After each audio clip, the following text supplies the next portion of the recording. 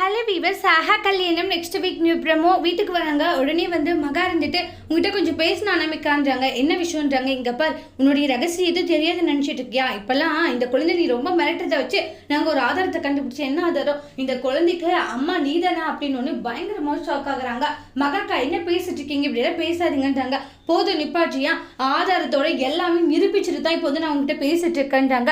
இப்போ என்னன்னா ஒன்றும் தெரியாது, அப்பாவி மேல என்கிட்ட நடிக்காது சரியா? நீ யாரு, என்ன, எப்படிப்பட்டவ, எங்கிருந்து வந்தவ, எல்லா டீட்டெயிலும் எனக்கு தெரியும். எல்லாமே விசாரிச்சுட்டு தான் இங்க வந்து நான் பேசிட்டு இருக்கேன். ஏதோ பேசக்கூடாதுன்னு பார்த்தா ரொம்ப ஓவரா போறச்சு. நீ எல்லாம் ஒரு பொம்பளை யான்றாங்க. ஒரு குழந்தைய பெத்து எடுத்துட்டு அந்த குழந்தைய ஆசிரமத்துல விட்டு இப்போ வந்து விஜய கல்யாணம் பண்ணிட்டு சந்தோஷமா வாழணும்னு நினைக்கிறீங்க.